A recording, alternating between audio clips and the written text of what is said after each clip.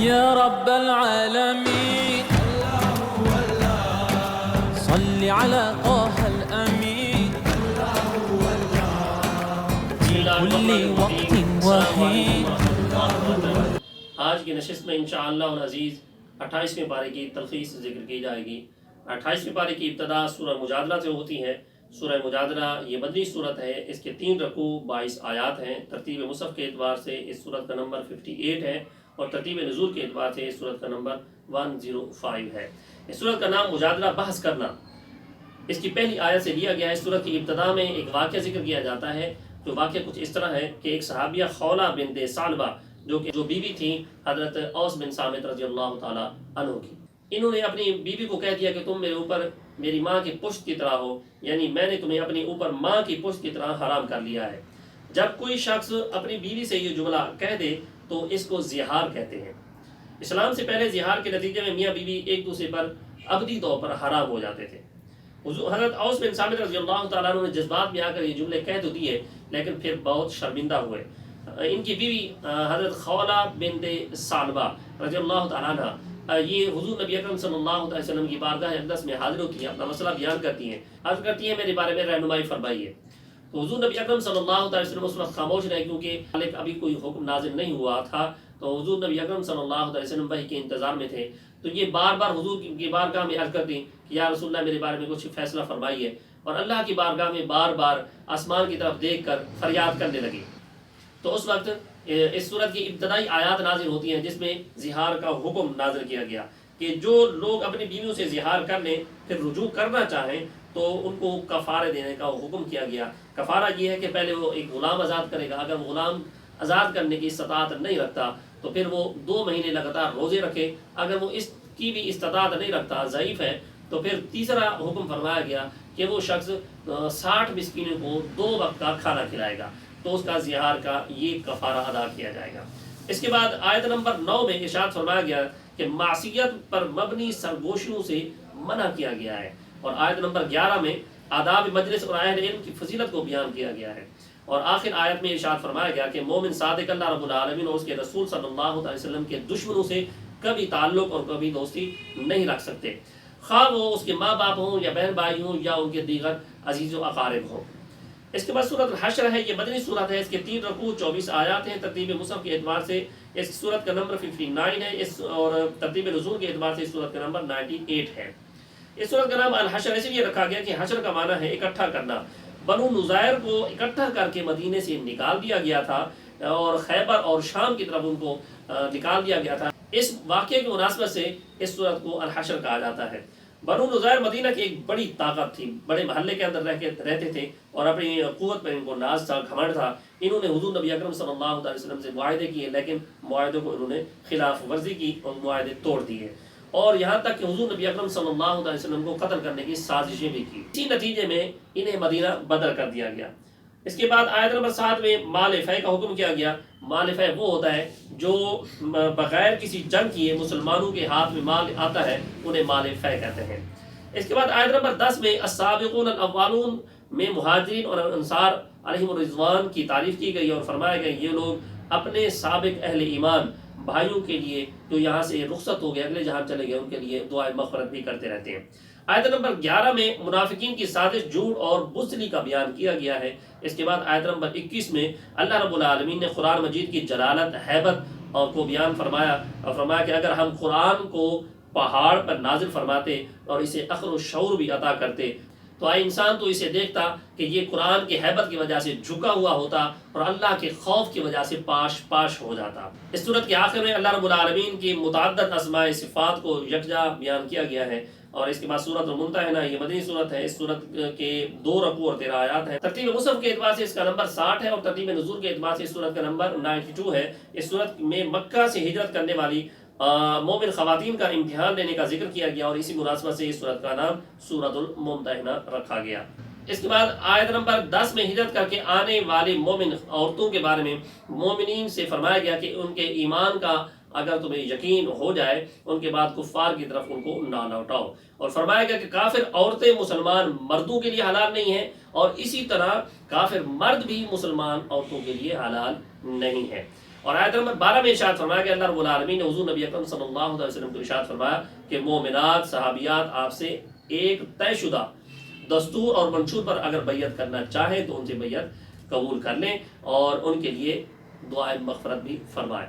اس کے بعد سورہ صف ہے، یہ مدنی صورت ہے، اس کے 2 رکوع اور 14 آیات ہیں۔ ترتیب مصحف کے اعتبار سے اس کا نمبر 61 ہے اور ترتیب نزول کے اعتبار سے اس صورت کا نمبر 109 ہے۔ اس صورت کے شروع میں قول و فعل کے تضاد سے منع کیا گیا اور فرمایا گیا کہ اللہ رب العالمین ایسے لوگوں سے ناراض ہوتا ہے جن کے قول و فعل میں تضاد ہو، اور آگے ارشاد فرمایا گیا کہ اللہ رب العالمین نے ان مجاہدین کو پسند کرتا ہے جو اس کی راہ میں صف بستہ ہو کر قتال کرتے ہیں اور ایسے ہوتے ہیں جیسے شیشہ پلائی دیوار۔ آیت نمبر 6 میں ارشاد فرمایا کہ حضرت عیسیٰ علیہ السلام نے مصطفیٰ کریم صلی اللہ علیہ وسلم کی اپنی قوم کو بشارت دی اور نام بھی ارشاد فرمایا کہ اس ذات کا نام احمد ہوگا۔ اس کے بعد آیت نمبر 10 میں مومنوں کو اپنے جان و مال سے اللہ کی راہ میں خرچ کرنے اور جہاد کرنے کی ترغیب دی گئی ہے۔ اس کے بعد سورۃ الجمعہ ہے، یہ مدنی صورت ہے، اس کے 2 رکوع اور 11 آیات ہیں۔ ترتیب مصحف کے اعتبار سے اس کا نمبر 62 ہے اور ترتیب نزول کے اعتبار سے اس صورت کا نمبر 106 ہے۔ اس صورت کی آیت نمبر 9 میں جمعہ کا ذکر ہے، اسی مناسبت سے اس صورت کا نام الجمعہ رکھا گیا۔ اس صورت کے شروع میں بعثت رسول صلی اللہ علیہ وسلم کے مقاصد کو بیان کیا گیا، یعنی تلاوت آیات الہی، اور دوسرے تزکیہ باطن، تیسرا کتاب و حکمت کی تعلیم دینا، اور فرمایا گیا جن لوگوں کو تورات دی گئی تھی انہوں نے اس پر عمل نہیں کیا تھا، ان کی مثال اس گدھے کی طرح ہے جس پر کتابوں کا بوجھ لدا ہوا ہو۔ اس کے بعد اس صورت کے دوسرے رکوع میں نماز جمعہ کی فرضیت کا حکم نازل فرمایا گیا، حکم کیا کہ جب نماز جمعہ کی ندا دی جائے تو سارے کام کاج چھوڑ کر نماز جمعہ کی ادائیگی کے لیے آ جائے، پھر جب نماز جمعہ کی ادائیگی ہو چکے تو اپنے کام کاج کی طرف واپس لوٹ جائیں اور رزق حلال کی تلاش کریں۔ اس کے بعد سورۃ المنافقون ہے، یہ مدنی صورت ہے، اس کے 2 رکوع 11 آیات ہیں۔ ترتیب مصحف کے اعتبار سے اس کا نمبر 63 ہے اور ترتیب نزول کے اعتبار سے اس کا نمبر 102 ہے۔ اس کی پہلی آیت میں لفظ المنافقون ذکر کیا، اسی سے اس صورت کا نام لیا گیا ہے، اور اس صورت کی ابتدا میں منافقین کی زبانی کلامی، آپ کی رسالت کی گواہی دینے کا ذکر کیا گیا، اور باطنی قدورت، باطنی خباثت اور کفر و جھوٹ کا ذکر بھی کیا گیا ہے۔ اور آیت نمبر 8 میں ارشاد فرمایا گیا عزت تو صرف اللہ اور اس کے رسول اور مومنین کے لیے ہے۔ اس کے بعد سورۃ منافقین کی دوسرے رکوع میں فرمایا گیا کہ اے اہل ایمان، تمہیں مال اور اولاد کی محبت اللہ کے ذکر سے کہیں غافل نہ کر دے، اور فرمایا گیا موت آنے سے پہلے پہلے اللہ کی راہ میں خرچ کرو۔ اس کے بعد سورۃ تغابن ہے، یہ مدنی صورت ہے، اس کے 2 رکوع اور 18 آیات ہیں۔ ترتیب مصحف کے اعتبار سے اس کا نمبر 64 ہے، جبکہ ترتیب نزول کے اعتبار سے اس کا نمبر 107 ہے۔ اس صورت کا نام التغابن آیت نمبر 9 سے لیا گیا ہے۔ آیت نمبر 9 میں ارشاد فرمایا گیا قیامت کے دن کفار کے لیے نقصان دہ ہے جبکہ مومنین کے لیے فائدہ مند ہے۔ اور آیت نمبر 16 میں ارشاد فرمایا گیا کہ اللہ رب العالمین سے ڈرنے اور اطاعت کرنے اور اللہ کے راستے پر خرچ کرنے اور بخل سے بچنے والوں کو آخرت کی فلاح کی بشارت دی گئی ہے۔ آگے ارشاد فرمایا گیا کہ بعض اوقات بیوی بچوں کی وجہ سے بندہ ان کی جائز ناجائز فرمائش کو پوری کرتا ہے، جس کی وجہ سے وہ بندہ دین سے دور ہو جاتا ہے۔ ایسے لوگوں کے لیے فرمایا گیا کہ تمہاری بیویاں اور تمہاری اولاد میں سے کچھ لوگ ایسے بھی ہیں جو تمہارے دشمن ہیں۔ ایسے مراد یہی ہے کہ تمہیں جائز ناجائز کام بتاتے ہیں اور کر لیتے ہیں، اور پھر وہ دین سے آپ دور ہو جاتے ہیں۔ اس کے بعد سورۃ طلاق ہے، یہ مدنی صورت ہے، اس کے 2 رکوع اور 12 آیات ہیں۔ ترتیب مصحف کے اعتبار سے اس کا نمبر 65 ہے، جبکہ ترتیب نزول کے اعتبار سے اس کا نمبر 96 ہے۔ اس صورت کی پہلی آیت میں طلاق دینے اور طلاق کی عدت کا ذکر کیا گیا، اسی لیے اس صورت کا نام الطلاق رکھا گیا ہے۔ اس صورت کے شروع میں بتایا گیا کہ طلاق طہر میں دی جائے، اور پھر طلاق دینے کے بعد عدت کے مختلف احوال بھی ذکر کیے گئے۔ وہ اس طرح کہ جس عورت کو ماہواری آتی ہو تو اس عورت کی عدت اس کے 3 دورانیے ہیں، اور دوسری عدت ذکر کی گئی وہ کہ جس عورت کو ماہواری نہ آتی ہو اس کی عدت 3 ماہ ہے، 3 مہینے ہے، ایسی عورت کو عائسہ کہا جاتا ہے۔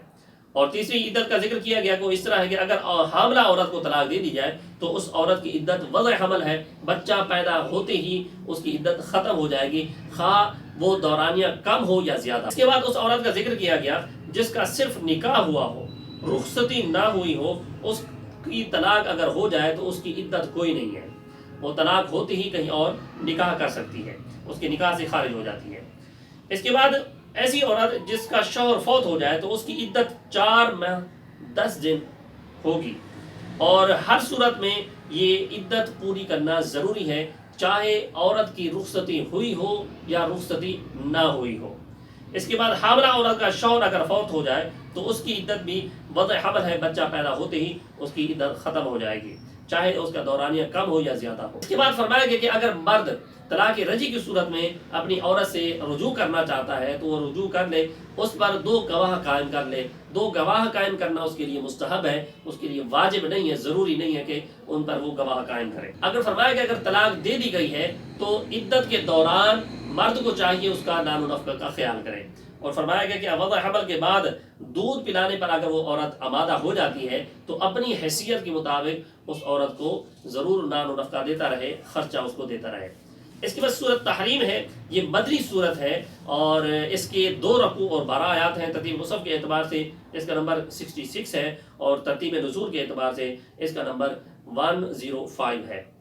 اس سورت کا نام التحریم، جس کا معنی حرام کرنا ہے، کیونکہ حضور نبی اکرم صلی اللہ علیہ وسلم نے اپنے اوپر شہد کو حرام کر دیا تھا، اس واقعے کی مناسبت سے اس سورت کا نام التحریم رکھا گیا۔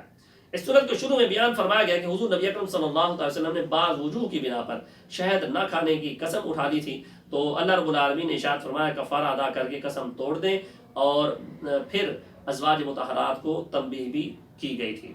اس کے بعد آیت نمبر 6 میں مسلمانوں کو حکم ہوا کہ اپنے آپ کو اور اپنے گھر والوں کو اس آگ سے بچاؤ جس کا ایندھن آدمی اور پتھر بندے۔ اس کے بعد آیت نمبر 8 میں خالص توبہ کرنے کا حکم ارشاد فرمایا گیا، اور آیت نمبر 10 میں حضرت نوح علیہ السلام حضرت لوط علیہ السلام کی بیویوں کا ذکر کیا گیا، اور فرمایا گیا کہ کفر کی وجہ سے قرب نبی سے ان کو کوئی فائدہ نہیں پہنچا۔ اور آسیہ فرعون کی بیوی کا بھی ذکر کیا گیا، اور فرمایا گیا کہ ایمان کی وجہ سے کفر کا قرب بھی اس کو کوئی نقصان نہیں پہنچا سکا۔ اور بی بی مریم علیہ السلام کی پاک دامنی کا ذکر کیا گیا، اور آخر صورت میں مومن خواتین کو تنبیہ کی جا رہی ہے کہ اگر راہ حق میں انہیں مظالم برداشت کرنا پڑے، تکالیف برداشت کرنا پڑے تو صبر کریں، اور وہ عورتیں حضرت بی بی آسیہ سے سبق سیکھیں۔ آج کی نشست میں اتنا ہی۔ دعا ہے رب کریم کی بارگاہ میں کہ اللہ رب العالمین ہم سب کو قرآن سیکھنے، سکھانے، اس پر عمل کرنے کی توفیق عطا فرمائے۔ اللہم نور قلوبنا بالقرآن یا رب العالمین صل علی طه الامین فی کل وقت و حین